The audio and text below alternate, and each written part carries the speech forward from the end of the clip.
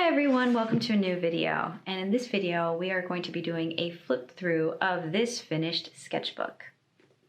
So let me switch angles and show you guys. Hello. All right guys, so I promised you guys, well I asked you on the community tab on YouTube if you wanted to see a flip through of this finished sketchbook. And so I thought I would do that for you. So let me just zoom in and we can start. Okay, so first the cover. There are other ones where I've painted. This is an actual stain, but I think it actually looks kind of cool. And then this is one of my transparent stickers of those marine creatures, but with designs in them. I think it's neat, but they're not waterproof stickers. I just printed them at home just to see what they look like if I wanted to get them printed. And I think they're quite nice. So I started this one Sunday, November 2022, and I finished it in April this year. This page I always leave empty because it's wonky, so it's no fun to paint on. So this is where it starts. This one I used the hybrids. Yeah, because I see the indigo here and the yellows, and yeah. And I remember doing this painting after I had taken a domestika class. They were like surreal or dream-like watercolors of landscapes. And some of the techniques, well, of course, that I already knew about, but I had never really applied to my paintings. I decided to give it a shot, and so I created this. And then I also created this one. This is of wood quartz, and there is a video of it on my channel for when we went there, and that's just a little doodle of my husband. And we were going up to see the mushroom boulder. I think the boulder, I like the shading here. This tree I'm okay with, this tree I'm okay with, this one definitely not, this one definitely not. But you know, I'm not a landscape artist. I don't have the patience for it. So, but it was still fun. Still fun even though I can see all the mistakes. Sometimes I leave blank pages in between because you don't want things to ruin things that are on the other side, so left that in between. This one, I think this was for Folktale Week. I believe so. And I started drawing this little squirrel that was very curious and looking for things to complete this outfit that he wanted to look just like a human, a very dandy human. And this bird, I started drawing in almost all of the scenes with him. See here, he's going through an abandoned house looking for things. This is also with the Shinhan hybrid gouache watercolors. This one as well. And some regular watercolors, like the ultra granulated ones, but mainly the Shinhan. Yeah, and so here he finds a mushroom, which he uses as an umbrella. And the bird, it keeps on reminding him, look, you need to collect nuts. Soon it's going to be winter and you're going to be screwed. And I really like this area here. I love this here. I love it. Love that here. The granulation. Here's when he falls asleep in the abandoned house, and I was going to add this page where the bird is looking into the window like, oh my God, I've completely forgotten about it. So I need to go back and finish it.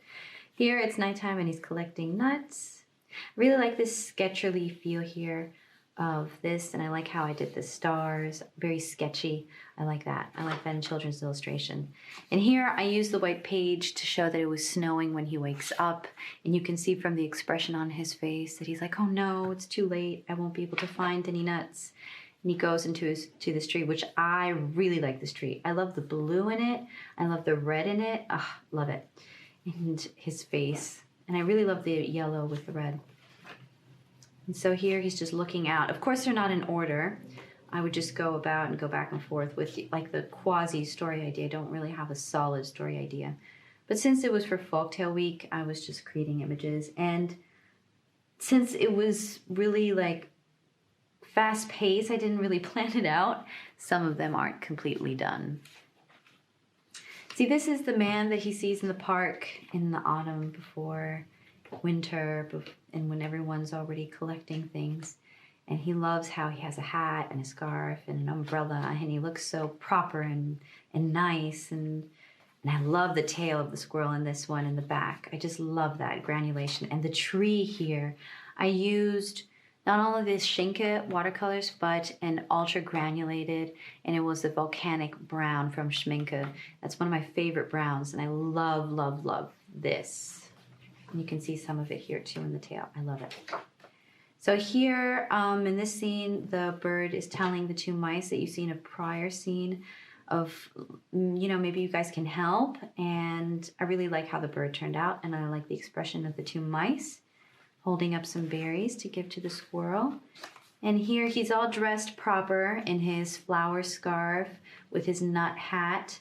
And he's looking at all the things that they collected, and they're all happy, and they're wearing flowers as hats as well to commemorate with him, and that they respect what he likes and accept him for who he is.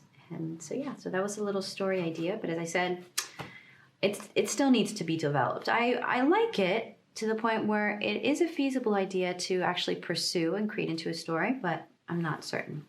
So again, empty page. Here I was planning out the Advent challenge. I really enjoyed creating the squirrel, so I thought I would create something for the Advent challenge. And these prompts were created by, I forget her name. I've taken her domestika class. She's in Amsterdam, but she's not Dutch. And she's a children illustrator. I forget her name. I'll have to look her up. If I find her, I will put the class link in my description. And so here with these, I imagined an old lady that lives on a farm and loves her animals as if they were her children. And so she celebrates things with them and creates meals with them. And she has a granddaughter, and the granddaughter would come and visit her for Christmas and then would also help her celebrate Christmas with the animals. But I didn't really get very far. Here's just a little quick pig and a peacock. Is it a peacock? A peacock. This is from an Emma Carlisle session where different people that are patrons of Emma Carlisle would submit winter images, and we would draw them. And so these are very quick sketches. My problem with these quick sketches is that I would always want to use wet mediums, and sometimes wouldn't work out. Here I was using acrylic wash, creating a really ugly elf girl. Sorry for your face, elf girl.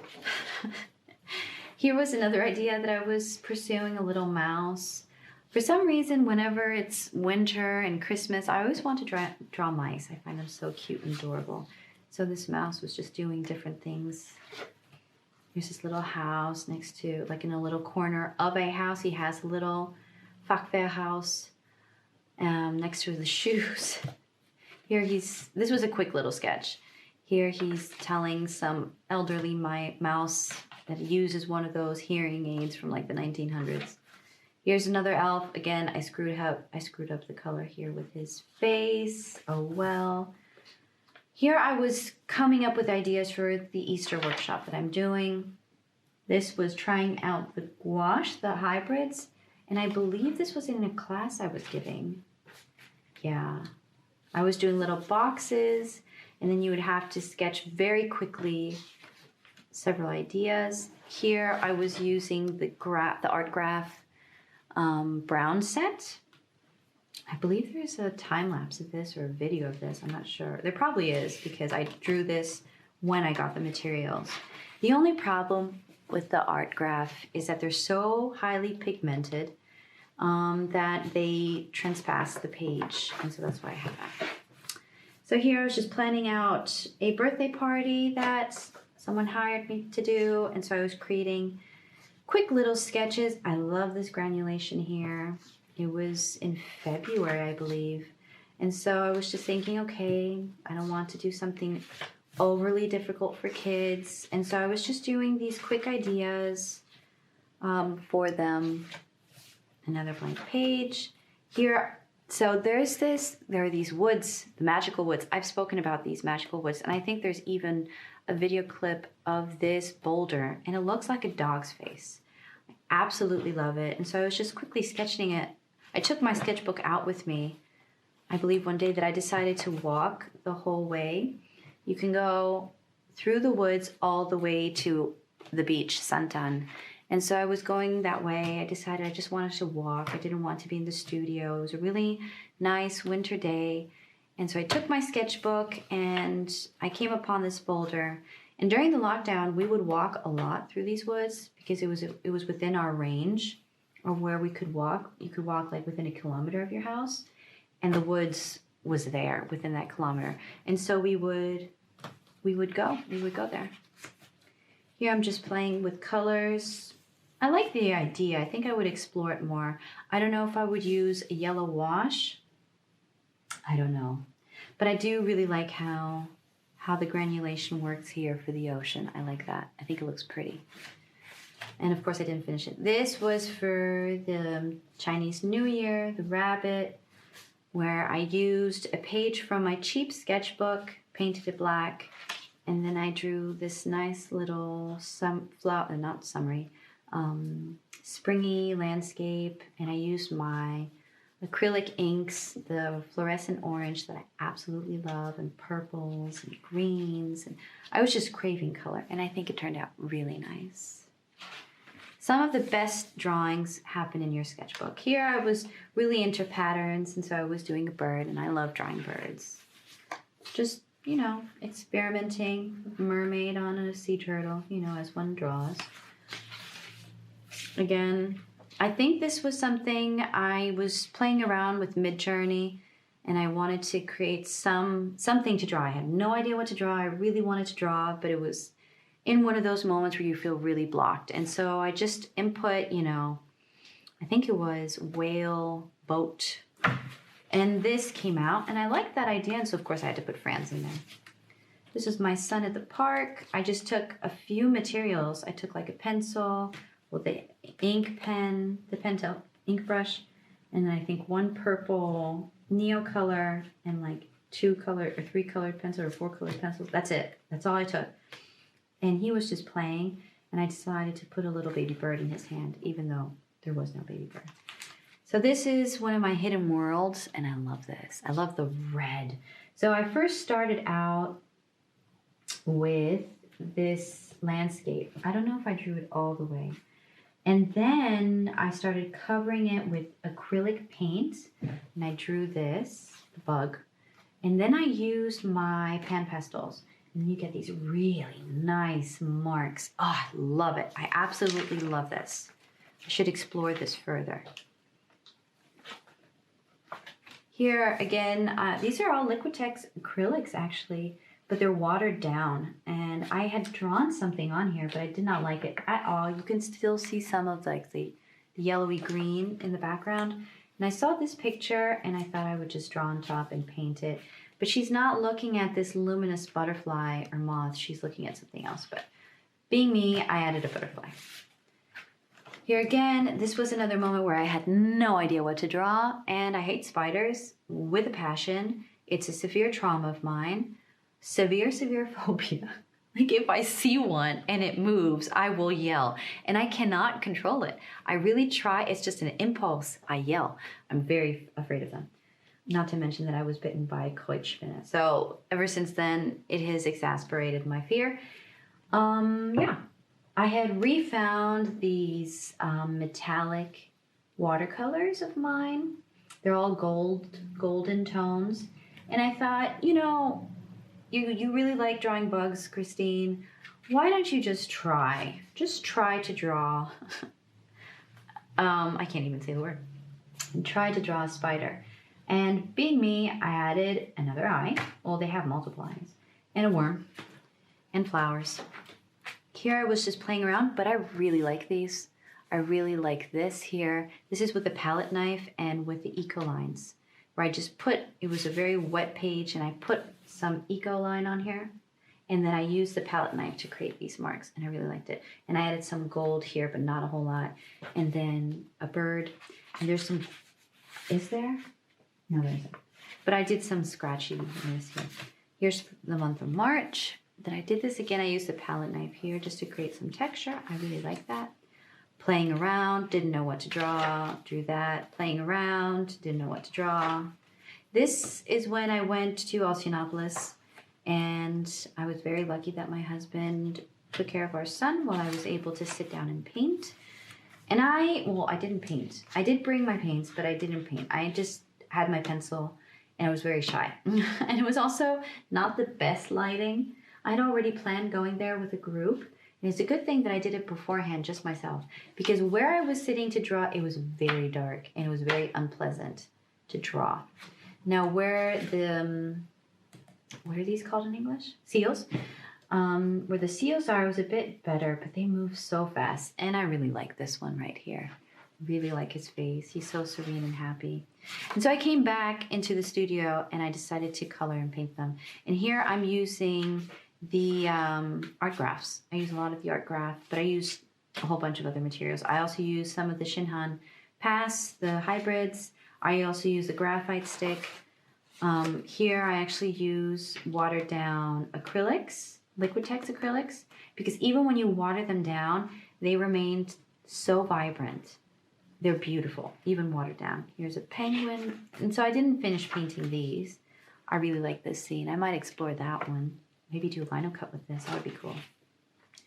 Here again, quick sketches, but whenever I do sketches, I need to do it in color. I need to try things out. And I was just thinking of the Easter workshop. These are sketches for lino cuts. So here you can see the bird that I have in a lino cut. There's a fish that I've done in a lino cut. And here I was figuring out, you know, the paper cutting illustration that I think is coming up. Yeah, here. So here I was testing out paper cutting just to go deeper into a scene. So here's the first one where it's just the foliage up front. And this could be a nice frame. I was actually thinking of doing like a tunnel book. And so then there's a bird on a rock.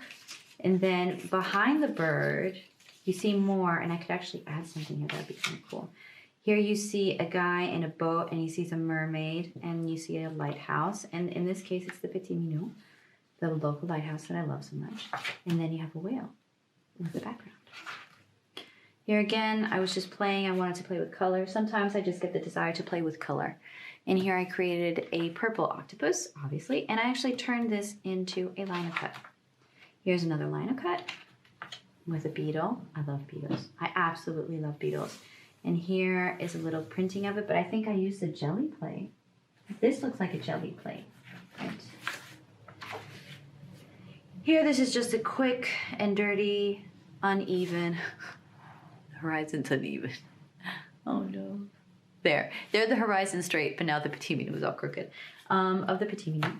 Because I'm just exploring how to interpret it, how to paint it in a more of an expressive style. I've done a very realistic style.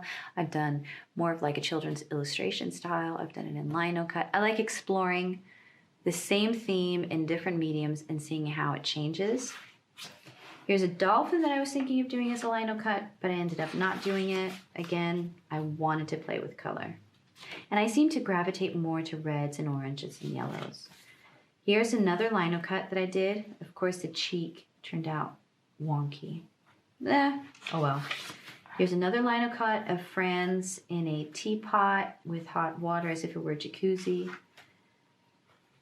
Here, more illustration. Here I was thinking of doing like a production printing and how I would do it in lino and how I do it in jelly plate to explain to a class.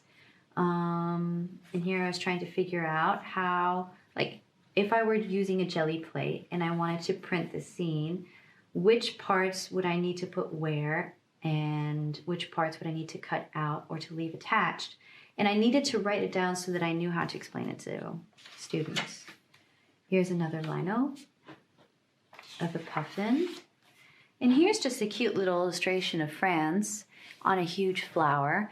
This was inspired by a fellow illustrator, just the stem. The stem was influenced by them. This is a flower that I took from Pinterest. I just love drawing bugs. This is my character Franz with a little backpack. His eyes are different in this one. Here's the illustration for the workshop that I did, Le Monde Caché. I printed this out, well, I drew it in here, transferred it to Procreate, and printed it out and put it on the little notebooks that I gave all the students. Here I was just drawing a big-headed seal. Here's just another cute little drawing with bugs that I really like. I might go further into that. Here's another little sketch of a chicken with like flower design inside. I did this on the on Procreate. I don't know if I like it. Here's a woman, scary looking woman within like foliage. I actually saw her. It's a reference picture from Pinterest. I didn't see her walking around. I saw her on Pinterest. Here are some nice, lovely, colorful, how would I say that? Illustration type flowers. I just love the neon colors. And then here's a bird. It kind of emulates the bug. It's also the same red with pink. Huh, it's funny that I did the same colors. But then here I used an Inktense pencil to do some waves. And that's the last page. And my battery's gonna die. Thank you so much for watching the video. See you in the next one. Bye, guys.